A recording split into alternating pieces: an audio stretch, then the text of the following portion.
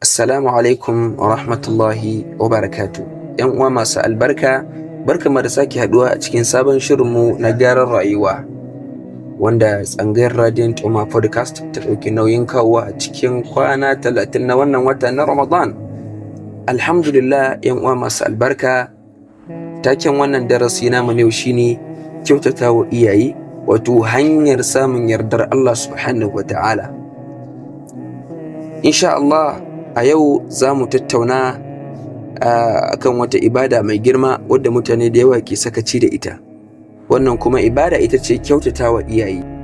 Allah maɗaukakin sarki ya haɗa wato bautarsa da biyayya ga iyaye.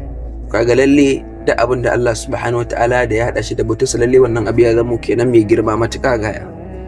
Alhamdulillah, yan uwa masu albarka, bayan bautawa Allah subhanahu wataala sai kuma yi wa iyaye biyayya ita ce a gaba, amma ba za a kira ta bauta ba, sai dai a kira ta biyayya da kuma da'a, amma ba irin wadda ake wa Allah ba. Alhamdulillah, Allah subhanahu wa ta'ala yake faɗa a cikin alƙur'ani mai tsarki cewa ka bauta wa Allah kuma ka kyautata wa iyaye. Lalle wannan ba ƙaraman kalma bace mai girma.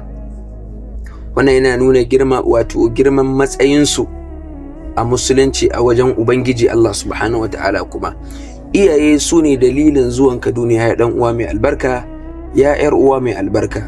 Sun wahala da kai matuƙa gaya, fannin raino da kulawa, addu'a da wahala da kuma haƙuri na rayuwa.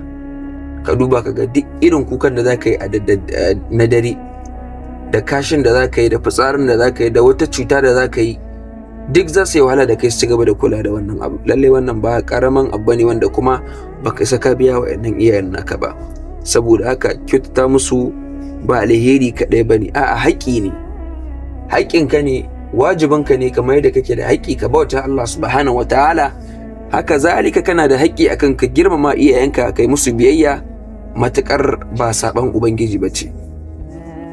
‘Ya'yan wa masu karamci, Ramadan dama ce ta gyara dangantakarka. Idan akwai rashin jituwa, sakaci, Ramadan lokaci na komawa ka ce ku yafe min. In kana da rashin jituwa da iyayenka, kana sakaci da yi musu biyayya, kana nisantar su wajen kyautata musu da kuma nisantar su don kada su zama maka wahala yadda kake gani, to Ramadan dama ce ta ka je gare su domin su yafe maka. Yadda ake kyautata wa iyaye kuma shine, ya dan uwa, ya yar uwa masu albarka, magana mai daɗi da kuma taimako da ziyara ko kiran waya, kuma addu'a a gare su. Lalle magana mai daɗi gare su ba kamar da za su yi ma ba, wajibinka ne kai musu magana, ka tausasa harshenka, kai musu lafazi mai kyau. Taimako wajen wasu abubuwa na yau da kullum na ƙarfi ne, na aljihu ne, da kuma ziyara in kana nesa da su, ko kuma ka kira su a waya idan hakan bai samu ba ziyarar, kuma addu'a gare su musamman bayan barin su duniya. Lalle wannan abu ne mai girma, saboda Allah subhanahu wa ta'ala ya ce, wasaina al-insana biwalidaini ihsana. Lalle yan uwa masu albarka, iyayenka wato wani gata ne gare ka, wani jari ne gare ka na shiga aljanna, in har kai amfani da wannan dama. To alhamdulillah, wannan na daga cikin darussa da za mu ɗauka ‘yan uwa masu albarka. Daga yau, kada ka ɗaga murya a gaban iyayenka, kada ka ɗaga musu murya lokacin da kake musu magana, magana da ƙasa-ƙasa, ka sassaita muryarka, sannan ka dinga musu addu'a kullum a yayin sallah. Wannan addu'a ko da bayan sun rasu, wannan addu'a za ta ci gaba da bin su, sannan ka ringa neman yarda su, ka nemi yarda su. Ya ake neman yarda iyaye? Neman yarda iyaye shine samun kusanci gare su, shawarwari gare su, ci gaba da yi musu walalu har Allah subhanahu wataala ya yarda da wannan abu da kake, domin ibada ne.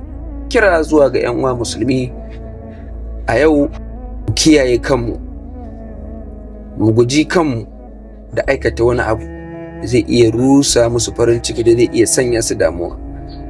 Daga nan za ka samu yardar zuciya, zuciyarka za ta ƙara samun nutsuwa insha Allah ta'ala.